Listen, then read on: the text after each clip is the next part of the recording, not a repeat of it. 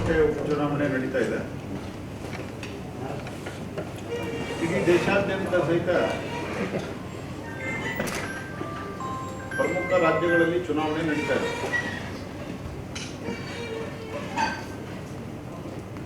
ಮೊದಲನೇದಾಗಿ ಇಡೀ ದೇಶದಲ್ಲಿ ಏನು ಚುನಾವಣೆ ನಡೀತಾ ಇದೆ, ವೆಸ್ಟ್ ಬೆಂಗಾಲ್ದಲ್ಲಿ ಕಾಂಗ್ರೆಸ್ ಇಸ್ ನೋವೇರ್.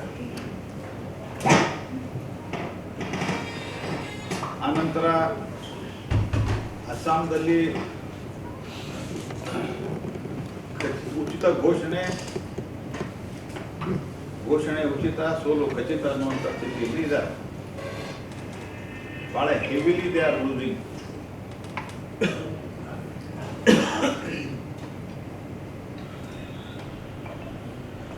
ಸ್ವಲ್ಪ ಅಲ್ಲೇ ಉಸಿರಾಡ್ತಿದ್ರೆ ಕೇರಳದಲ್ಲಿ ಉಸಿರಾಡ್ತಾ ಇದ್ದಾರೆ.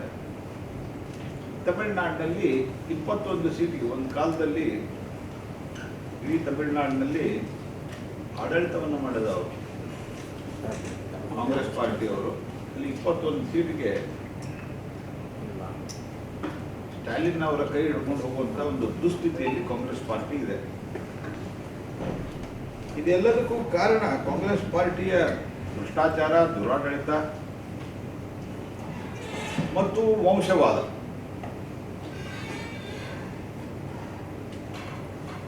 ಇದರ ಜೊತೆಗೆ ಅಪೀಸ್ಮೆಂಟದ ಒಂದು ಪರಾಕಾಷ್ಠೆ ನೀವಿಲ್ಲಿ ದಾವಣಗೆರೆಯಲ್ಲಿ ನೋಡಬಹುದು. ಅಪೀಸ್ಮೆಂಟದ ಪರಾಕಾಷ್ಠೆ, ದ ಹೈಟ್ ಆಫ್ ಅಪೀಸ್ಮೆಂಟ್. ಕಾರ್ತೀಕ ದೀಪವನ್ನು ಹಚ್ಚಬೇಕು ಅಂತ ತಿಳ್ಕೊಂಡು ಹೈಕೋರ್ಟ್ ಸುಪ್ರೀಂ ಕೋರ್ಟ್ ಆರ್ಡರ್ ಕೊಟ್ಟ ನಂತರ ಆ ಹೈಕೋರ್ಟ್ ನ್ಯಾಯಾಧೀಶರ ವಿರುದ್ಧವಾಗಿ ಇಂಪೀಚ್ಮೆಂಟ್ ಮೋಷನ್ ತಂದಂತಹ ಸಹಿ ಮಾಡಿದಂಥ ಒಬ್ಬ ಜಡ್ಜಿನ ಬಗ್ಗೆ, impeachment motion is an extraordinary. ಇವತ್ತಿನ ತನಕ ಯಾರು ಇಂಪೀಚ್ಮೆಂಟ್ ಆಗಿಲ್ಲ. Impeachment is an extraordinary action. ಆ ಇಂಪೀಚ್ಮೆಂಟ್ ಮೋಷನ್ಗೆ ಅಲ್ಲಿಯ ಮುಸಲ್ಮಾನರಿಗೆ ತುಷ್ಟೀಕರಣಗೊಳಿಸಲಿಕ್ಕೆ ಸಹಿ ಮಾಡಿದಂಥವ್ರು ಇಲ್ಲಿ ಕ್ಯಾಂಡಿಡೇಟ್, ಸಂಸದರ ಮಗ. ಹೈಟ್ ಆಫ್ ಅಪೀಸ್ಮೆಂಟ್ ಇದೆ. ದೇವಸ್ಥಾನದ ದೀಪ ಹರಿಸೋದು, ಮಸೀದಿಗೆ ದೀಪ ಹಚ್ಚೋದು. ಆ ಮಸೀದಿಗೆ ಹಚ್ಚಬೇಡ ಅಂತ ಹೇಳೋದಿಲ್ಲ, ದೇವಸ್ಥಾನಕ್ಕೆ ಹಾರಿಸ್ಲಿಕ್ಕೆ ಹೋಗ್ತದೆ. ಇದು ಅಪೀಸ್ಮೆಂಟಿನ ಉಳಿದ ಎಲ್ಲ ಸಂಗತಿಗಳ ಅಪೀಸ್ಮೆಂಟ್ ಬಗ್ಗೆ ನಾ ಕಾಂಗ್ರೆಸ್ ಡಿಟೇಲಿಗೆ ಹೋಗಕ್ಕೆ ಹೋಗಲ್ಲ. ಎರಡನೇದು, ಕಾಂಗ್ರೆಸ್ಸಿನ ದೇಶದಲ್ಲಿರ್ಬೋದು, ಕರ್ನಾಟಕದಲ್ಲಿ ಈ ವಿಶೇಷವಾಗಿ ಈ ಕ್ಷೇತ್ರದಲ್ಲಿ ನಾನು ದಾವಣಗೆರೆಯ ಜನತೆಗೆ ಒಂದು ಮನವಿ ಮಾಡಲಿಕ್ಕೆ ಬಯಸ್ತೇನೆ. ಮನೆಯಲ್ಲಿ ಇವರ ತಾತ ಇದ್ದಾಗ ಅವರು MLA ಮಂತ್ರಿ, ಈಗ ಮಗ MLA ಮಂತ್ರಿ, ಅವರ ಹೆಂಡತಿ ಧರ್ಮಪತ್ನಿ MP. ಈಗ ಇವ್ರ ಮಗ MLA ಆದ ಅಂತಂದ್ರೆ ದಾವಣಗೆರೆಯ ಅಕ್ಕಪಕ್ಕದಲ್ಲಿ ಇನ್ನು ಬೇರೆ ಕ್ಷೇತ್ರಗಳನ್ನು ಹುಡುಕಿ ಇನ್ನು ಉಳಿದ ಫ್ಯಾಮಿಲಿ ಒಳಗೆ ಯಾರಿದ್ದಾರೆ ಅವರಿಗೆಲ್ಲ ಕೊಟ್ಟು MLA MLC ಕೊಟ್ಟು ಇಡೀ ದಾವಣಗೆರೆಯನ್ನ ಕಬ್ಜಾ ಮಾಡ್ಕೊಳ್ತಾರೆ. ನಾನು ಜನರಿಗೆ ಇದನ್ನ ಅತ್ಯಂತ ಸೂಕ್ಷ್ಮವಾಗಿ ಎಚ್ಚರಿಕೆ ಕೊಡಲಿಕ್ಕೆ, ಅಥವಾ ಒಂದು ಅವರಿಗೆ ಇದರ ಬ್ಯಾಕ್ಗ್ರೌಂಡ್ ಏನಿದೆ, ಈ ಹುಡುಗ ಗೆದ್ದರೆ ಇದು ಸ್ಮಾಲ್ ಬಾಯ್, 40 ವರ್ಷ ಅಂತೂ ಕಾಂಗ್ರೆಸ್ನಿಂದ ಬೇರೆಯವರು ಟಿಕೆಟ್ ಕೊಡೋದಿಲ್ಲ. ಬಿಜೆಪಿಯವರು ನಾವು ಈ ಸತ್ಯನ ಸೋಲಿಸ್ತೀವಿ, ಮುಂದೂ ಬಿಜೆಪಿ ಅವರಿಗೆ ನಾವು ಫೈಟನ್ನು ಕೊಡ್ತೀವಿ. ಆದರೆ ಒಂದು ಸರ್ತೆ ಅಕಸ್ಮಾತ್ ಅವ್ರು ಗೆದ್ರೆ, ಇಲ್ಲಿ ಎಸ್ಟಾಬ್ಲಿಷ್ ಆದರೆ ಮುಂದೆ ಗೆಲ್ಲಿ ಸೋಲಿ ಅವ್ರ ಮನೆಗೆ 2 ticket, 1 MP ticket. Congress party ಏನು ಅಹಿಂದ ಅಂತ ಮಾತಾಡ್ತದಲ್ಲ, ಬಾಗಲಕೋಟೆಯೊಳಗೆ ಅಹಿಂದ, ಇಲ್ಲೇ ಗೋವಿಂದ ಇವ್ರ ಲೆಕ್ಕ.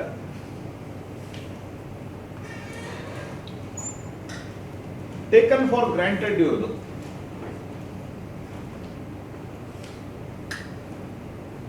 ಇಲ್ಲಿ ಯಾರು ಸಮರ್ಥರಿರ್ಲಿಲ್ವಾ ಕಾಂಗ್ರೆಸ್ ಕಾರ್ಯಕರ್ತರಲ್ಲಿ?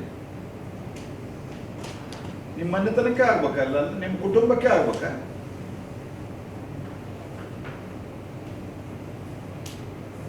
ಯಾವ ರೀತಿ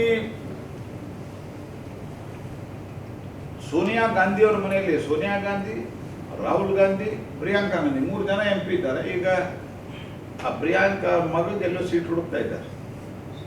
ಸ್ವಲ್ಪ ದಿವಸಕ್ಕೆ 25 ಆತಂದ್ರೆ ಪ್ರಿಯಾಂಕಾ ವಾದ್ರಾನ್ ಮಗನಿಗೆ ಒಂದು ಸೀಟ್ ಕೊಡೋದು.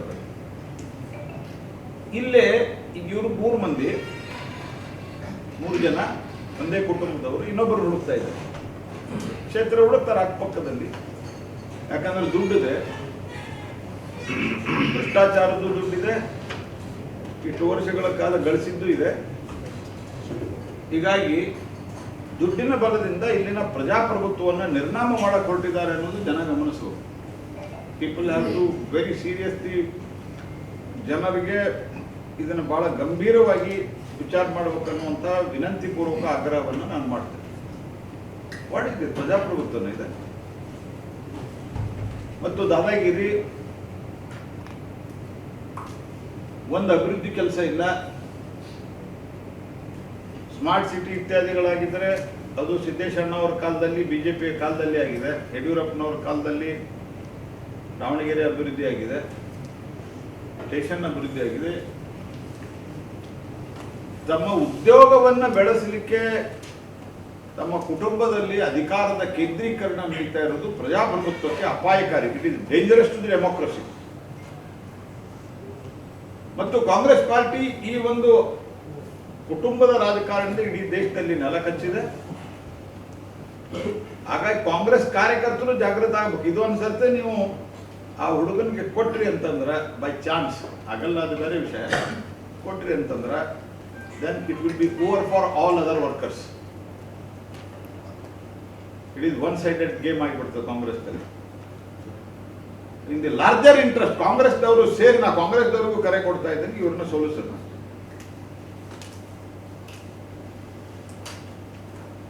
ಹಾಗಾಗಿ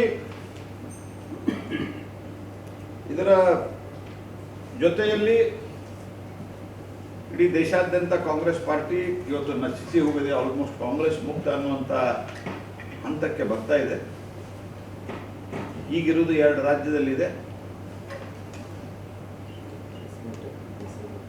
ಆದಷ್ಟು ಬೇಗ ಅದರಲ್ಲಿ ಹಿಮಾಚಲ ಪ್ರದೇಶದಲ್ಲಿ ಚುನಾವಣೆ ಬರಲಿದೆ. ಅಲ್ಲಿ ಅಂದರೆ ಇನ್ನೊಂದು ವರ್ಷ, 1.5 ವರ್ಷ ಏನೋ ಇರಬೇಕು, ಅಲ್ಲಿ ಹೋಗ್ತಾರೆ ಅವರು. ಸೊ ಕಾಂಗ್ರೆಸ್ ಈಗ ಜಾರ್ಖಂಡದಲ್ಲಿಯೂ ಸಹಿತ ಅವರ ಅಲೈನ್ದಲ್ಲಿ ಭಿನ್ನ ಮತ ಬಂದಿದೆ. ಇವರು ಹೊರಗೆ ಆಗ್ತಾ ಇದ್ದಾರೆ ಮಂತ್ರಿಗಿರಿ. ಅಂದರೆ ಕಾಂಗ್ರೆಸ್ ಇಸ್ ನೋವೇರ್. ವೈ ಇಲ್ಲೇ ಜನ ಒಂದು ಫ್ಯಾಮಿಲಿಯ, ಕಾಂಗ್ರೆಸ್ಸಿನ ಒಂದು ಫ್ಯಾಮಿಲಿಗೆ ಮನ್ನಣೆ ಕೊಡಬೇಕು ಅನ್ನುವಂಥದ್ದು ಜನ ವಿಚಾರ ಮಾಡಬೇಕು. ಇದು ಒಂದು. ಎರಡನೇದಾಗಿ ಡಿಲಿಮಿಟೇಷನ್ ಬಗ್ಗೆ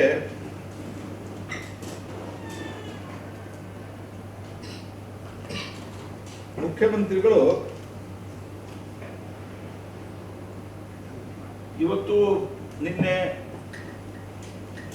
ಜನರಿಗೆ ತಪ್ಪು ದಾರಿಗೆ ಎಳೆಯುವಂತ, ಜನರನ್ನ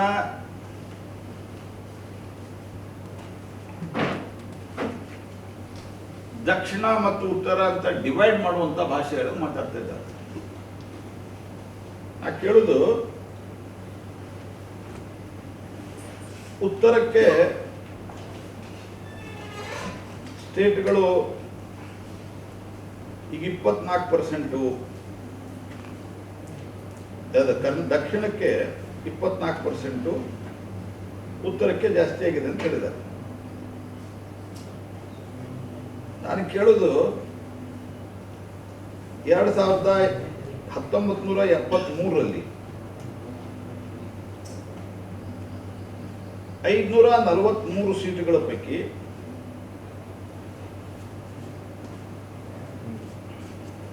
ಟೋಟಲ್ ಸೌತ್ ಶೇರು ಅವಾಗೂ 24% ಇತ್ತು. ನಾರ್ತ್ ಶೇರಿಗೆ ಎಷ್ಟಿದೆ ಅಷ್ಟೇ ಇದೆ. 80ಕ್ಕೆ ಅವರು ಹೇಳ್ತಾ ಇದ್ದಾರೆ, 80ಕ್ಕೆ 50% ಆಡ್ ಮಾಡಿದ್ರೆ 120 ಆಗುತ್ತೆ. 28ಕ್ಕೆ ಟುಡೇ ಆಟ್ ಪ್ರೆಸೆಂಟ್ ಅಂದ್ರೆ ಅವ್ರು ಹೇಳ್ತಾ ಇರೋದು ಉತ್ತರ ಪ್ರದೇಶದ ಉದಾಹರಣೆ ಕೊಟ್ಟು ಹೇಳಿದ್ದಾರೆ. 80ಕ್ಕೆ 50% ಆ್ಯಡ್ ಮಾಡಿದರೆ 120 ಆಗುತ್ತೆ. ಕರ್ನಾಟಕಕ್ಕೆ 28ಕ್ಕೆ 14 ಆ್ಯಡ್ ಮಾಡಿದರೆ 42 ಆಗುತ್ತೆ. ನಾ ಕೇಳೋದು 80 ಮಾಡಿದಾಗ ಬುದ್ಧಿ ಬೇಕು, ಎಲ್ಲಿ ಹೋಗಿತ್ತು ನಿಮ್ಗೆ? What ever the ratio difference 28 ಮತ್ತು 80 ಮಧ್ಯೆ ಏನಿದೆ ಅದು 50 ಜಾಸ್ತಿ ಆದಾಗ ಇಲ್ಲೂ 50 ಜಾಸ್ತಿ, 50% ಜಾಸ್ತಿ ಆಗುತ್ತೆ, ಅಲ್ಲಿ 50% ಜಾಸ್ತಿ ಆಗುತ್ತೆ. ಅಂದರೆ 80 ಮಾಡಿದ್ದು ಪಂಡಿತ್ ನೆಹರು, ಶ್ರೀಮತಿ ಇಂದಿರಾ ಗಾಂಧಿ 80 ಮಾಡಿದ್ದು, ಅಥವಾ ನಾರ್ತ್ ಶೇರ್ ಏನಿದೆ ಆ ಕಾಲದಲ್ಲಿ ನಾರ್ತ್ ಶೇರ್ ಏನಿತ್ತು ಅದು ಆ ಕಾಲದಲ್ಲಿ ಸಹಿತ ಇವ್ರು ಹೇಳಿದ್ದು ನಮ್ದು 24% ಇದೆ ಅಂತೇಳಿ. ಆವಾಗಿನ ಕಾಲದಿಂದ ಈಗ ನಾರ್ತ್ ಇಂಡಿಯಾ ಶೇರ್ ಅಂತ ಏನಿದೆ ಆವಾಗಿನ ಕಾಲದಿಂದ ಈಗಿನ ಕಾಲದಲ್ಲಿ ಇಟ್ ಈಸ್ 34-35 ಇದೆ ಪರ್ಸೆಂಟೇಜ್. ಅಂದರೆ ನಿಮ್ಮ ಪೂರ್ವಜರು, ಕಾಂಗ್ರೆಸ್ ಪಾರ್ಟಿಯ ಪೂರ್ವಜರು ಮಾಡಿದ್ದು ಮೂರ್ಖತನನ, ಮುಟ್ಟಾಳತನನ. ಏನ್ ಹೇಳ್ತಾರೆ ಮುಖ್ಯಮಂತ್ರಿಗಳು? ಅವಾಗ 88 ಮಾಡಿದ್ರೆ ನೀವು ಅವಾಗ ಬಂದಿರಲಿಲ್ಲ ನಿಮ್ಗೆ. ಉತ್ತರಾಖಂಡ ಮತ್ತು ಉತ್ತರ ಪ್ರದೇಶ 85 ಮಾಡಿದ್ರಿ ನೀವು. ಅಂದ್ರೆ ಕಾಂಗ್ರೆಸ್ ಪಾರ್ಟಿ ಅಲ್ಲಿ 0 ಆಗಿದೆ ಅಂತ ಉತ್ತರ ಪ್ರದೇಶದ ಅವರೇನು ಹೇಳಿದ್ದಾರೆ, ಉತ್ತರದ ರಾಜ್ಯಗಳಲ್ಲಿ ಬಿಜೆಪಿ ಸ್ಟ್ರಾಂಗ್ ಆಗಿದೆ, ಅದಕ್ಕೆ ಜಾಸ್ತಿ ಮಾಡ್ತಾ ಇದ್ದಾರೆ ಅಂತ. ಅಂದ್ರೆ ನೀವು ಉತ್ತರದ ರಾಜ್ಯಗಳ ಕೈನೂ ಬಿಟ್ಬಿಟ್ಟಿದ್ದೀರ. ನಿಮ್ದಂದ್ರೆ ಅಲ್ಲಿ ನೀವು ಪೂರಾ ಸಮಾಧಿ ಮಾಡಿ, ನಮ್ಮಲ್ಲಿ ಉತ್ತರ ಕರ್ನಾಟಕದಲ್ಲಿ ಹೇಳ್ತಾರೆ ಸಮಾಧಿ ಮಾಡಿ ಬೆಳೆ ಬಟ್ಟೆ ಹಾಕಿ ಒಂದು ಊದು ಬತ್ತಿ ಬೆಳಬಹುದು ಅಂತ. ಅಂದ್ರೆ ಆ ಸ್ಥಿತಿಗೆ ಬಂದಿದೆ ಕಾಂಗ್ರೆಸ್ ಪಾರ್ಟಿ ನಿಮ್ಮಲ್ಲಿ. What nonsense you are talking mister Siddaramaiah? ದೇಶವನ್ನ 60 ವರ್ಷಗಳ ಕಾಲ ಆಡಳಿತ ಮಾಡಿದವರು ದೇಶವನ್ನ ಡಿವೈಡ್ ಮಾಡಕ್ ಹೋಗ್ತೀರಿ ನಾವು. 80 ಮಾಡಿದ್ದು ಸರಿ ಇದ್ರೆ 100 ಅಕಸ್ಮಾತ್, ನನಗೆ ಗೊತ್ತಿಲ್ಲ, I am not officially, I am not here to disclose any numbers unless otherwise it is place before the parliament. ನನಗೆ ಗೊತ್ತಿಲ್ಲ. ಅವ್ರು ಹೇಳಿದ್ದ ಪ್ರಕಾರ ನಾನು ಲೆಕ್ಕ ಹೇಳ್ತಾ ಇದ್ದೀನಿ. 80ರದ್ದು 120 ಆಗತ್ತಂದ್ರೆ 28 ಇದ್ದಾಗ 85 ಮಾಡಿದ್ರಿ ನೀವು. 85 ಉತ್ತರ ಪ್ರದೇಶ. ಅದು ಸರಿ ಅಂದ್ರೆ ಇದು ಸರಿ, ಅದು ತಪ್ಪು ಅಂದ್ರೆ ಇದು ತಪ್ಪು. ನಾನ್ಸೆನ್ಸ್ ಇದೆ. ದೇಶವನ್ನ ಹಿಂದೆ ಡಿವೈಡ್ ಮಾಡಕ್ ಹೊಂಟಿದ್ರು ಈ ಡಿ ಕೆ ಸುರೇಶ್ ಅವರು.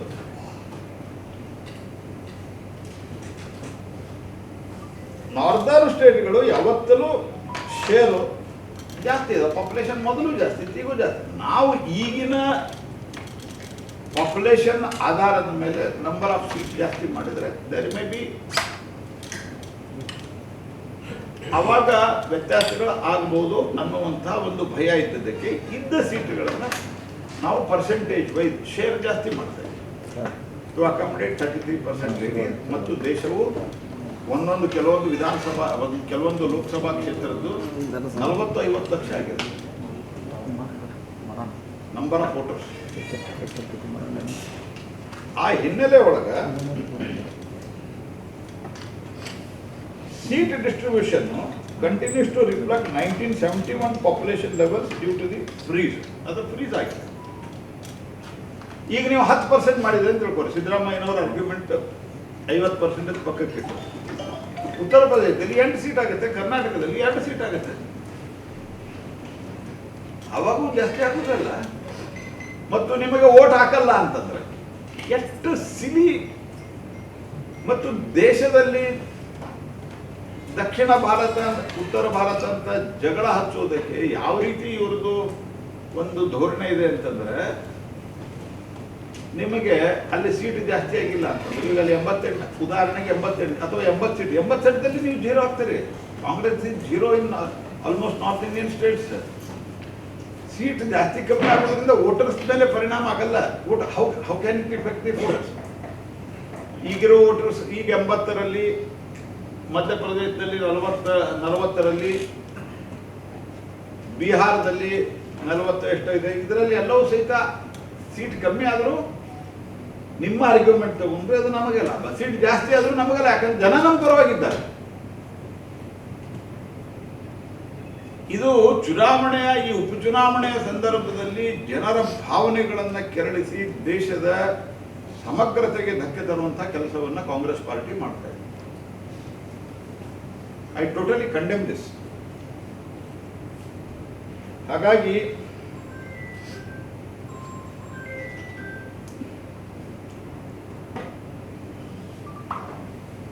ಹತ್ತೊಂಬತ್ತು 52 ಸೀಟ್ ಮಾಡಿದಾಗ 24% ಇತ್ತು ಟೋಟಲ್ ನಂಬರ್ ಆಫ್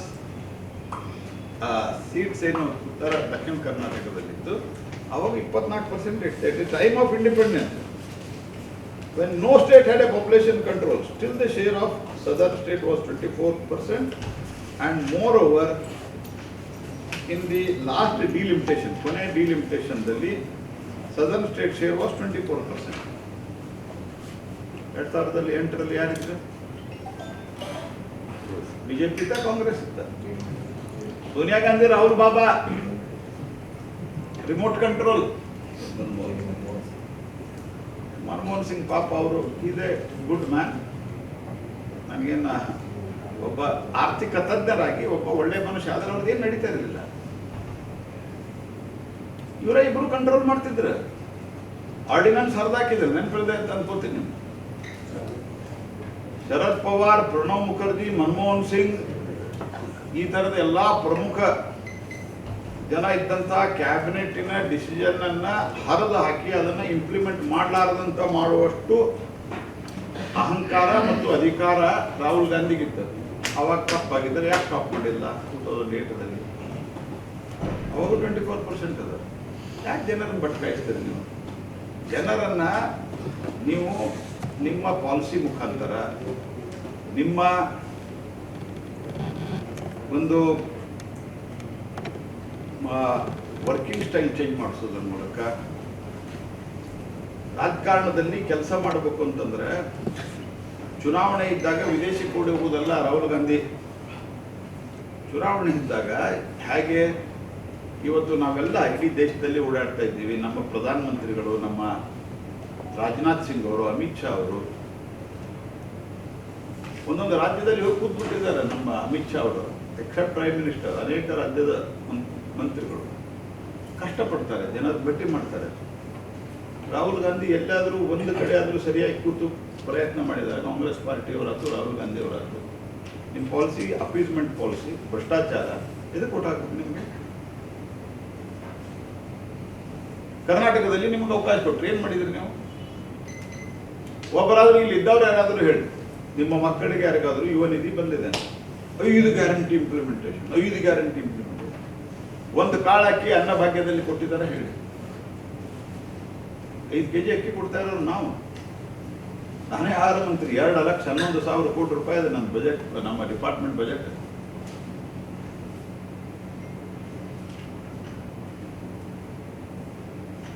ನಂದು ಲಾಸ್ಟ್ ಪಾಯಿಂಟು ಗ್ಯಾಸ್ ಬಗ್ಗೆ ಏನು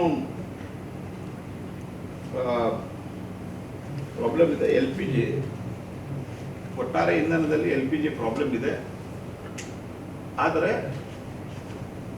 ಜಾಗತಿಕ ಮಟ್ಟದಲ್ಲಿ, but India is managing well. ಇದರಲ್ಲಿ ಗೃಹ ಬಳಕೆಗೆ ಯಾವುದೇ ರೀತಿಯಾದಂತಹ ಸಮಸ್ಯೆ ಇಲ್ಲ. Though there is a problem in world wide. Whereas Rahul Gandhi statement, ಸಿದ್ದರಾಮಯ್ಯನವ್ರ ಸ್ಟೇಟ್ಮೆಂಟ್ ಎಲ್ಲ ನೀವು ನೋಡಿರ್ಬೋದು ಅಂತ ನಾನು ಭಾವಿಸ್ತೇನೆ. ಪೆಟ್ರೋಲ್ ಸಿಗಲ್ಲ 2 ದಿವಸದಲ್ಲಿ ಏನು ಸ್ಟೇಟ್ಮೆಂಟ್ ಕೊಟ್ಟಿದ್ರು ರಾಹುಲ್ ಗಾಂಧಿ ಕ್ಯಾಬಿನೆಟ್ ಪಾರ್ಲಿಮೆಂಟ್ ಹೊರಗಡೆ. ಇವತ್ತಿಗೂ ನಿಮಗೆ ಯಾರಿಗಾದ್ರೂ ಪೆಟ್ರೋಲ್ ಒಂದು ಕಡೆ ಸಿಕ್ಕಿಲ್ಲ ಅಂದ್ರೆ ಹೇಳ್ರಿ ದಾವಣಗೆರೆ. ಜಗತ್ತಿನ ಅನೇಕ ದೇಶಗಳಲ್ಲಿ ಪೆಟ್ರೋಲು ರೇಷನ್ ಮಾಡಿದ್ದಾರೆ. ಆದರೆ ಭಾರತ, ಬಿಕಾಸ್ ನಮ್ಮದು strategic reserve 2014 it was 0%, 0 litre. ಇವತ್ತು ನಾವು ಭಾರತದಲ್ಲಿ ಭೂಮಿಯ ಒಳಗಡೆ, ಇಲ್ಲೇ ಪಾಡು ಹತ್ರ ಇದೆ, ಉಡುಪಿ ಹತ್ರ ಹೋಗಿ ನೋಡ್ಕೊಂಡು ಬರ್ಬೋದು. ದೂರಿಂದ ತೋರಿಸ್ತಾರೆ, ಯಾಕಂದ್ರೆ ಇಟ್ ಈಸ್ ಅದು ಏನಂತಾರೆ ಅದಕ್ಕೆ, ರೆಸ್ಟ್ರಿಕ್ಟೆಡ್ ಏರಿಯಾ, ಇನ್ಫ್ಲೇಮೇಬಲ್ ತೋರಿಸ್ತಾರೆ. ಗುಡ್ಡದ ಒಳಗಡೆ ಸ್ಟೋರ್ ಮಾಡಿ ಬೇರೆ ಬೇರೆ ಕಡೆ ಇಟ್ಟಿದ್ದಾರೆ. 70 ಡೇಸ್ ಸ್ಟಾಕ್ ನಮ್ಮ ಕಡೆ ಇದೆ. ಪ್ಲಸ್ ಆ 70 ಡೇಸ್ ಸ್ಟಾಕ್ ಇರೋದರ ಜೊತೆಗೆ ನಮ್ಮದು ರಿಫೈನರಿಯಲ್ಲಿ ಸುಮಾರು 2 ತಿಂಗಳ ಸ್ಟಾಕ್ ಇದೆ, ಅದರ ಜೊತೆಗೆ ಬಂದು ವಾಪಸ್ ರಿಪ್ಲೇಸ್ ಆಗ್ತಾ ಇದೆ. ಅಂದರೆ continuous supply is on. Whereas LPG ಕೆಲವೇ ದೇಶಗಳಲ್ಲಿದೆ. ನಾವು ಈ ರಿಫೈನ್ ಮಾಡ್ಬೇಕಾದ್ರೆ ಏನು ಗ್ಯಾಸ್ ಉತ್ಪಾದನೆ ಆಗ್ತದ ಆ ಗ್ಯಾಸನ್ನು ಪರ್ಸೆಂಟೇಜ್ ಆಫ್ ಭಾರತದಲ್ಲಿ 50, ಅದನ್ನು ಮೊದಲು 28% ಇತ್ತು. ಈಗ ಅದನ್ನು ಸುಮಾರು 60% ನಾವು domestically production through crude oil refinery ಮೂಲಕ ಮಾಡ್ತಾ ಇದ್ದೀವಿ. ಸೊ ನಾವು first time comes to the ಆಟೋದಲ್ಲಿ ಟೋಟಲ್ಲು ನಮ್ಮ ರಾಜ್ಯದಲ್ಲಿ 372 ಈ ಆಟೋ LPG ಡಿಸ್ಟ್ರಿಬ್ಯೂಷನ್ ಸರ್ವಿಸ್ ಸೆಂಟರ್ಗಳಿದ್ದಾವೆ. ಅದರಲ್ಲಿ ಸರ್ಕಾರದ್ದು ಆಪರೇಟ್ ಮಾಡ್ತಾ ಇರೋದು 72, 300 ಪ್ರೈವೇಟ್ದವ್ರು ಮಾಡ್ತಾ ಇದ್ದಾರೆ. ಲೈಕ್ ಈ ನಾರಾ, ಜಿಯೋ ಇದು ವರ್ಲ್ಡ್ ವೈಡ್ ಕಾಸ್ಟ್ ಜಾಸ್ತಿ ಆದ್ದರಿಂದ ಅವರು ಕಾಸ್ಟನ್ನು ಜಾಸ್ತಿ ಮಾಡಿದ್ದಾರೆ ಮತ್ತು ಕೆಲವರು ಇಂಪೋರ್ಟ್ ಮಾಡಿಕೊಡ್ತಾ ಇದ್ದಾರೆ. ಯಾವುದೇ ಸ್ಟೇಟ್ ರನ್ ಅಂದರೆ OMC oil marketing companies Bharat ಸರ್ಕಾರದಲ್ಲಿದೆ, ಅದರಲ್ಲಿ ಎಲ್ಲೂ ಶಾರ್ಟೇಜ್ ಇಲ್ಲ. ಅಲ್ಲಿ ರೇಟ್ ಕಮ್ಮಿ ಇದೆ, 89 ರುಪೀಸ್ ಇದೆ. ಬೇರೆ ಕಡೆ 105ರಿಂದ 120 ರೂಪಾಯಿವರೆಗೂ ಹೋಗ್ತಾ ಇದೆ ಬೇರೆ ಪ್ರೈವೇಟ್ ಕಂಪ್ನಿಯವರು. ಭಾರತ ಸರ್ಕಾರ ರೇಟ್ ಏರಿಸಿಲ್ಲ ಲಾರ್ಜರ್ ಇಂಟ್ರೆಸ್ಟಲ್ಲಿ. ನಮ್ಮ ಎಕಾನಮಿ ಸ್ಟೇಬಲ್ ಇರೋದ್ರಿಂದ, ನಮ್ಮ ಎಕಾನಮಿ ಬೇಸ್ ಸ್ಟ್ರಾಂಗ್ ಇರೋದ್ರಿಂದ, ಬೇಸಿಕ್ಸ್ ಆರ್ ಸ್ಟ್ರಾಂಗ್ ಇರೋದ್ರಿಂದ ನಾವು ರೇಟ್ ಏರಿಸಿಲ್ಲ. ಸೊ ಹೀಗಾಗಿ OMC ಕಂಪನಿಗಳ ಮುಂದೆ ಆಗ್ತಾ ಇದೆ. ಅದಕ್ಕೆ there are 2 ಆಪ್ಷನ್ಸ್. ಒಂದು ಫಾರ್ ಟೈಮ್ ಬೀಯಿಂಗ್ ನನ್ನ please understand, mark my word, ತಾತ್ಕಾಲಿಕವಾಗಿ ನೀವು ಪೆಟ್ರೋಲ್ಗೆ ಶಿಫ್ಟ್ ಆದರೆ petrol will be always available. ಯಾಕಂದರೆ ಭಾರತ ಆ ರೀತಿಯ ವ್ಯವಸ್ಥೆಯನ್ನು ಮಾಡಿಕೊಂಡಿಟ್ಟಿದೆ. ಪ್ರಧಾನಮಂತ್ರಿಗಳ ಮುಂದುವರಿದ ನೀತಿಯಿಂದಾಗಲಿ, ನಮ್ಮ ಬೇರೆ ಬೇರೆ ಜಗತ್ತಿನ ಬೇರೆ ಬೇರೆ ಭಾಗಗಳಲ್ಲಿ ಪೆಟ್ರೋಲ್ ಅವೈಲೇಬಿಲಿಟಿ ಇರೋದ್ರಿಂದಾಗಲಿ, ನಾವು ಮೊದಲೇ ಪ್ಲ್ಯಾನಿಂಗ್ ಮಾಡಿದ್ದರಿಂದ, ನಾವು ದೊಡ್ಡ ಪ್ರಮಾಣದಲ್ಲಿ ಸ್ಟಾಕ್ ಮಾಡಿರೋದ್ರಿಂದ, ಮತ್ತೆ ಏನು ಬೇರೆ ದೇಶದಿಂದ ತರಬೇಕು ಅಂದರೆ ನಮಗೆ ಲಾಜಿಸ್ಟಿಕ್ ಅಂದರೆ ದೂರ ಆಗ್ತದೆ.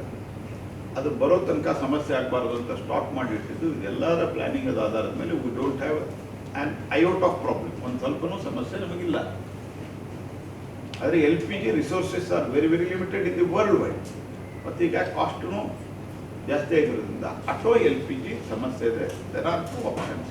ತಾತ್ಕಾಲಿಕವಾಗಿ ಅವರು ಶಿಫ್ಟ್ ಮಾಡ್ಬೋದು, ಇಲ್ಲ ಅಂದರೆ ನಮ್ಮ OMC ಮಾರ್ಕೆಟ್ನಲ್ಲಿ ಕ್ಯೂ ಇದೆ. ಬಿಕಾಸ್ ಎಲ್ಲ OMC ಮಾರ್ಕೆಟಿಗೆ ಬರ್ತಾ ಇದ್ದಾರೆ. ಅಂದರೆ ಆಯಿಲ್ ಮಾರ್ಕೆಟಿಂಗ್ ಕಂಪನಿ, ಸರ್ಕಾರದ ಕಂಪನಿಗಳಿಗೆ ಬರ್ತಾ ಇದ್ದಾರೆ. IOCL, BPCL, HPCL ಇಲ್ಲೇ ಬರ್ತಾ ಇದ್ದಾರೆ. ಇಲ್ಲಿ ನಾವು ಸ್ಟಾಕ್ ಇದೆ, ಬಟ್ ಬಿಕಾಸ್ 372 ಪೆಟ್ರೋಲ್ ರಿಟೇಲ್ ಔಟ್ಲೆಟ್ಗೆ, ಗ್ಯಾಸ್ ರಿಟೇಲ್ ಔಟ್ಲೆಟ್ಗೆ ಬರ್ತಾ ಇದ್ದಾರೆ. ಹಾಗಾಗಿ ಭಾರತ ಸರ್ಕಾರ ಸಂವೇದನಾಶೀಲವಾಗಿದೆ. ಆಟೋ ಚಾಲಕರ ಸಮಸ್ಯೆಯು ನಮಗೆ ಭಾಳ, ನಾವು ಅತ್ಯಂತ ಸಹಾನುಭೂತಿಯಿಂದ ನಮಗಿದೆ. ಆ ಕಾರಣಕ್ಕಾಗಿಯೇ ನಾವು ರೇಟ್ ಜಾಸ್ತಿ ಮಾಡಿಲ್ಲ. ನಾವು ರೇಟ್ ಜಾಸ್ತಿ ಮಾಡಿದರೆ ಎಲ್ಲ ಕಡೆ ಡಿಸ್ಟ್ರಿಬ್ಯೂಟ್ ಆಗತ್ತೆ. ಈಗ ಕನಿಷ್ಠ ಇನ್ನೊಂದು 100-150 ಗ್ಯಾಸ್ ರಿಟೇಲ್ ಔಟ್ಲೆಟ್ಗಳು ಫಂಕ್ಷನಿಂಗ್ ಶುರು ಮಾಡ್ಬೋದು. ಆದರೆ ನಾವು ಮಾಡಿಲ್ಲ. ಯಾಕಂದರೆ ಆಟೋದವ್ರಿಗೆ ತೊಂದರೆ ಆಗಬಾರ್ದು ಅಂತ. ಬೇರೆದವರು ಪ್ರೈವೇಟ್ದವರು ಮಾಡಿರೋದ್ರಿಂದ ಎಲ್ಲ ರಶ್ ಇಲ್ಲ ಆಗ್ತಾ ಇದೆ. ಸೊ ಹೀಗಾಗಿ ನಾವು ಎಲ್ಲೂ LPG ಪ್ರಾಬ್ಲಮ್ ಇಲ್ಲ ಅಂತ ನಾವು ಯಾವತ್ತೂ ಹೇಳಿಲ್ಲ. ಆದರೆ ಇಟ್ ಈಸ್ ಬೀಯಿಂಗ್ ಫಾರ್ ಮನೆಗಾಯಿತು, ಇವನ್ ಕಮರ್ಷಿಯಲ್ ಲೈಕ್ ಆಟೋ ಹೋಟೆಲ್ಗೆ 70% ನಾವು ಮೊದಲೇ, because all of a sudden stop ಆದ ನಂತರ ನಮಗೆ ಸಮಸ್ಯೆ ಎಲ್ಲ ಜಗತ್ತಿನಂತೆ ನಮಗೂ ಆಗ್ತದೆ ಅಂತ ಅನಿಸಿದಾಗ ನಾವು ಇನಿಷಿಯಲಿ ಕಮರ್ಷಿಯಲ್ ಕಮ್ಮಿ ಮಾಡಿದ್ವಿ. ನಾವು it is increase to 70%. All ನೀವು ಇವತ್ತು ದಾವಣಗೆರೆಯಲ್ಲಿ ಯಾವುದಾದ್ರೂ ನಮ್ಮ ಸರ್ಕಾರಿ ಕಂಪನಿಗಳದ್ದು HPCL, IOCL, HPCL, BPCL gas outlet ಇದ್ರೆ ಚೆಕ್ ಮಾಡ್ಬೋದು. Gas is available, LPG is available. ಹಾಗಾಗಿ ಇದರಲ್ಲಿ ಕೂಡ ಪೊಲಿಟಿಕ್ಸ್ ಮಾಡೋದು, ಕೇಂದ್ರ ಸರ್ಕಾರ ಬೈಯೋದಲ್ಲ. ನೀವು ಹೇಗೆ ನಡೆಸಿದ್ರಿ 2008ರಲ್ಲಿ ಕ್ರೈಸಿಸ್ ಬಂದಾಗ, ವೀರಪ್ಪ ಮೊಯ್ಲಿ ಅವ್ರ ಸ್ಟೇಟ್ಮೆಂಟ್ ಇವತ್ತಿಗೂ ಆನ್ಲೈನ್ದಲ್ಲಿ ಲಭ್ಯ ಇದೆ. ಮನಮೋಹನ್ ಸಿಂಗ್ ಅವರು ಹೇಳಿದರು, ದುಡ್ಡು ಗಿಡದಲ್ಲಿ ಬೆಳೆಯೋದಲ್ಲ, ಹೀಗಾಗಿ ನಾವು ದೊಡ್ಡ ಪ್ರಮಾಣದಲ್ಲಿ ರೇಟ್ ಜಾಸ್ತಿ ಮಾಡ್ತಾ ಇದ್ದೀವಿ ಅಂತ. ನೀವು ಕ್ರೈಸಿಸ್ ಹೆಂಗೆ ಮಾಡಿದ್ರಿ? ಅವಾಗ ಅವೈಲೇಬಲ್ ಇದ್ದು ನಿಮ್ದು ಆರ್ಥಿಕ ಸ್ಥಿತಿ ಚೆನ್ನಾಗಿರೋದ್ರಿಂದ ನೀವು ಕೆಟ್ಟ ಸ್ಥಿತಿಗೆ ತಂದಿದ್ರಿ. ಇವತ್ತು ಜಗತ್ತಿನೊಳಗೆ ಅವೈಲೇಬಲ್ ಇಲ್ಲ, ಆದರೆ ನಾವು ಪೆಟ್ರೋಲ್, ಡೀಸೆಲ್ ಮತ್ತು ಉಳಿದ ಪೆಟ್ರೋಲಿಯಂ ಪ್ರಾಡಕ್ಟ್ಗಳನ್ನು ಅವೈಲೇಬಲ್ ಮಾಡಿದ್ವಿ. LPG is a natural product which is not there in India. ನಾವು ಅದನ್ನು ರಿಫೈನರಿ ಮೂಲಕ ಮ್ಯಾನುಫ್ಯಾಕ್ಚರಿಂಗ್ ಜಾಸ್ತಿ ಮಾಡಿ ನಿಯರ್ಲಿ ಅಬೌಟ್ 60% ಭಾರತದಲ್ಲಿ ಇವತ್ತು ತಯಾರು ಮಾಡ್ತಾ ಇದ್ದೀವಿ. 40% ವಿ ಆರ್ ಇಂಪೋರ್ಟ್ ಡಿಪೆಂಡೆಂಟ್. ಈ ಸಂಗತಿಯನ್ನು ಅರ್ಥ ಮಾಡಿಕೊಂಡು ನಾವು ವಿಶೇಷವಾಗಿ ರಿಕ್ಷಾ ಡ್ರೈವರ್ಸ್ ಬಗ್ಗೆ, ಆಟೋ ರಿಕ್ಷಾ ಡ್ರೈವರ್ಸ್ ಬಗ್ಗೆ ನಮಗೂ ಸಹಾನುಭೂತಿ ಅಷ್ಟೇ ಇದೆ. ಹಾಗಾಗಿ ಎಲ್ಲ ಈ ನಮ್ಮ ಸರ್ಕಾರಿ OMC ಕಂಪನಿಗಳ ರಿಟೇಲ್ ಔಟ್ಲೆಟ್ನಲ್ಲಿ ಗ್ಯಾಸ್ ಅವೈಲೇಬಲ್ ಮಾಡಿದೆ. Will be for only 24% share will be for southern part of India and remaining will be to the rest of the other parts of the country. I would like to tell Mr. Siddaramaiah, even before also, whether it is in 1951, whether it is in 1963, 1973 and 2008, when actually implementation was done on delimitation, it was 24% only. Now we are proportionately increasing it. And Mr. Siddaramaiah has also said Congress has become zero in North India states. I would congratulate him for making such a good statement, actually accepting the reality. So in this context, I would like to tell Mr. Siddaramaiah that don't try to divide the country, because whatever Mr. Nehru, from Pandit Nehru to Srimati Sonia Gandhi, whatever you have done, the same, in the same proportionate, it is being continued. Please try to understand. So at then it was 24%, today also 24%, because we are not increasing whatever, whether government wants or anybody else for that matter. We are doing it proportionately, percentage-wise. If it is 10%, for example, Uttar Pradesh will have 88 seats. If it is for Karnataka, it will be maybe around 30 or 31 seats. So this is a common thing. So Uttar Pradesh, from Pandit Nehru to this state, is a big state. So for that, 80 seats, it was done at that time when Congress was ruling. And now, Siddaramaiah is making a hue and cry without any basis. It is a baseless, and he is trying to divide the country between south and north. Number one. Number two, as far as overall energy concerned, energy, I would like to tell that as far as petrol, diesel, kerosene, everything is widely available. Though price has increased like anything, Government of India keeping in the, since our economy basics are very strong, we have not increased the price. Government is trying to take the burden of that. As far as LPG is concerned, for domestic there is no issue. For commercial, including auto, we have given allotment, but as far as auto is concerned, auto rickshaws are concerned, in Karnataka there are around 372 outlets. Out of that, 300 are private. Since price has gone up, they are not importing, and many people importing also, but they have increased the price. In that case also, Government of India, for LPG for auto also, we have not increased. Example, in government companies led outlets like HPCL, IOCL and BPCL, there it is 89 rupees. Whereas for the private it is between 105 to 120 rupees. So there is a queue, and availability in OMC, it is available, gas is available. We are quite sympathetic toward our auto rickshaw drivers and owners. That's why we have not increased the price. The overall 372 outlets, out of that 300, they have increased the price, or some of them may not, some small portion of them they don't have stock. That's why rush is only on 72. And once if it is filled, at least it will 45 kilometers it will run. So we are making arrangement. There is a worldwide crisis. So Congress should not play dirty politics out of this. ನಾನು ಮತ್ತೊಮ್ಮೆ ಕನ್ನಡದಲ್ಲಿ ಹೇಳಲಿಕ್ಕೆ ಬಯಸಿದ್ದು, ಉತ್ತರ ಪ್ರದೇಶ ಅಥವಾ ಉತ್ತರ ಭಾರತದಲ್ಲಿ ಮೊದಲು ನ್ಯಾಯೋಚಿತವಾಗಿ ಏನು ಕೊಟ್ಟಿದ್ದು ಅಷ್ಟೇ ನ್ಯಾಯೋಚಿತವಾಗಿ ಭಾರತ ಸರ್ಕಾರ ಅಲ್ಲಿಯೂ ಕೊಡ್ತಾ ಇದೆ. ದಕ್ಷಿಣ ಭಾರತಕ್ಕೆ ನ್ಯಾಯೋಚಿತವಾಗಿ ಪಂಡಿತ್ ನೆಹರು ಅವರಿಂದ ಹಿಡ್ಕೊಂಡು ಶ್ರೀಮತಿ ಇಂದಿರಾ ಗಾಂಧಿಯವರವರೆಗೆ ಏನು ಕೊಟ್ಟಿದ್ರು ಅದನ್ನೇ ರೀತಿಯ ಡಿಲಿಮಿಟೇಷನ್ನು ಈಗೂ ಆಗ್ತದೆ. I think I have detail ನನ್ನ ಓಪನಿಂಗ್ ಸ್ಟೇಟ್ಮೆಂಟ್ದಲ್ಲೇ ನಾನು ಹೇಳಿದೆ, ಇವತ್ತಿನ ಪಾಪ್ಯುಲೇಷನ್ ಆಧಾರದ ಮೇಲೆ ಜಾಸ್ತಿ ಮಾಡಿದರೆ ಹೆಚ್ಚು ಕಡಿಮೆ ಆಗ್ಬೋದು. ಇವತ್ತಿನ ಎಕ್ಸಾಕ್ಟ್ಲಿ 2011 ಪಾಪ್ಯುಲೇಷನ್ ನಂತರ ನಮ್ಮ ಕಡೆ ಪಾಪ್ಯುಲೇಷನ್ ಡಾಟಾ ಇಲ್ಲ, because of Covid and many other things. 2011 ಮೇಲೂ ಮಾಡಿದ್ರು ಕಮ್ಮಿ ಆಗ್ಬೋದು. ನಾವು ಅದನ್ನು ಮಾಡ್ತಾ ಇಲ್ಲಲ್ಲ. ಬೇಸಿಕ್ ಸಂಗತಿ ನಾನು ನಿಮ್ಗೆ ಅದನ್ನೇ ಅಂದರೆ ನಿಮ್ಮ ಮೂಲಕ ಜನರಿಗೆ ನಾನು ಪ್ರಸ್ತಾಪ ಮಾಡಿದ್ದೆ, ನಾವು ಅದನ್ನು ಮಾಡ್ತಾ ಇಲ್ಲ. We are increasing. 71 ಪಾಪ್ಯುಲೇಷನ್ ಮೇಲೆ ಏನು ಶ್ರೀಮತಿ ಇಂದಿರಾ ಗಾಂಧಿ ನಂತರದಲ್ಲಿ ತೀರ ಇತ್ತೀಚಿನವರೆಗೆ ನಾನು ಹೇಳಿದ್ನಲ್ಲಿ 24%. ಮುಖ್ಯಮಂತ್ರಿಗಳ ಸ್ಟೇಟ್ಮೆಂಟ್ ಏನಿದೆ, ನಮ್ಮ ಶೇರ್ 24% ಆಗತ್ತಷ್ಟೇ. ಇವತ್ತು ಯಾವುದಾದ್ರೂ ಒಂದು ಪ್ರಮುಖ ದಿನಪತ್ರಿಕೆ ತೆಗೆದು ಅದರಲ್ಲಿ ಹೇಳಿದ್ದಾರೆ 24%. ನಾ ಕೇಳೋದು 2008ರಲ್ಲಿ ಎಷ್ಟಿತ್ತು ಹೇಳ್ರಿ? ಯಾರಿದ್ರು 2008ರಲ್ಲಿ?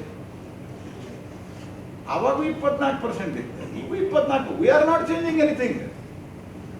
ನಿಮ್ಮ ಪೂರ್ವಜರು ಏನು ಮಾಡಿಟ್ಟು ಹೋಗಿದ್ದಾರಲ್ಲ ಅದಕ್ಕೆ ಆ್ಯಡವೇ ಮಾಡೋದು ಬೇಡ ಅಂತ ನಿಮ್ಮ ನಿಲುವಿದ್ರೆ ಹೇಳ್ರಿ. ಸೀಟ್ ಜಾಸ್ತಿ ಮಾಡೋದು ಬೇಡಪ್ಪ, ಅಸೆಂಬ್ಲಿಯಲ್ಲಿ ಇರ್ಬೋದು, ಲೋಕಸಭೆಯಲ್ಲಿ ಇರ್ಬೋದು, ಬೇಡ ಯು ಕ್ಯಾನ್ ಟೆಲ್ ಇಟ್. ಸುಳ್ಳೇ ಕೇಳ್ತಾರೆ ಜನಕ್ಕೆ. ಮತ್ತೆ ಇನ್ನೊಂದು ಸಿದ್ದರಾಮಯ್ಯನವರು ಏನು ಸ್ಟೇಟ್ಮೆಂಟ್ ಕೊಟ್ಟಿದ್ದಾರೆ, ಇದನ್ನ ಸ್ಟಾಲಿನ್ ರಿಪೀಟ್ ಮಾಡಿದ್ದಾರೆ, ಅಲ್ಲಿ ಸೀಟ್ ಜಾಸ್ತಿ ಆಗ್ತದೆ, ಅಲ್ಲಿ ಕಾಂಗ್ರೆಸ್ ಪಾರ್ಟಿಯ ಪ್ರೆಸೆನ್ಸ್ ಇಲ್ಲ. ಯಾರು ಹೇಳಿದ್ದು? ಸಿದ್ದರಾಮಯ್ಯನವರು.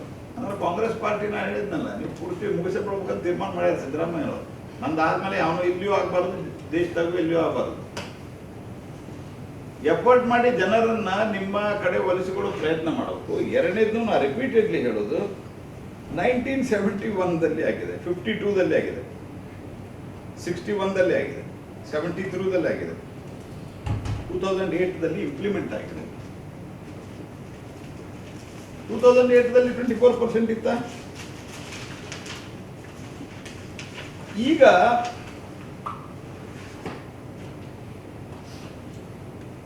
in the last delimitation southern state share was 24%.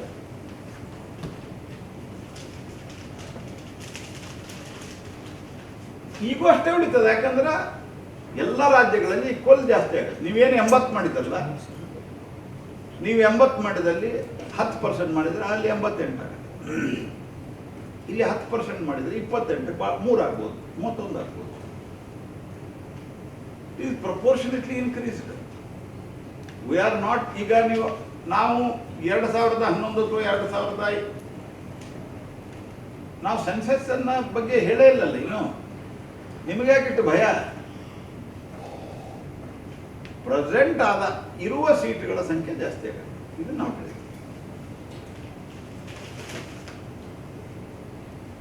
ಕರ್ನಾಟಕದ ಪ್ರಸ್ತಾವಿತ ಲೋಕಸಭಾ ಮರುವಿಂಗಡಣೆ ದಕ್ಷಿಣ ಲೋಕಸಭಾ ತಗ್ಗಿಸುವುದಿಲ್ಲ ಪ್ರಧಾನಿ ಹೇಳಿಕೆಯನ್ನು ಮುಖ್ಯಮಂತ್ರಿಗಳಿಂದ ಈ ಕುರಿತು ಏಕದಲ್ಲಿ ಟ್ವೀಟ್ ಮಾಡಿರುವ ಇದು ಒಕ್ಕೂಟ ವ್ಯವಸ್ಥೆ ಮೇಲಿನ ಹಲ್ಲೆ. ಯಾರು ಮಾಡ್ತಾ ಇದ್ದಾರೆ? ದೇಶದ ಸಮಗ್ರತೆ ಮೇಲೆ ಸಿದ್ದರಾಮಯ್ಯ ಹಲ್ಲೆ ಮಾಡ್ತಾ ಇದ್ದಾರೆ.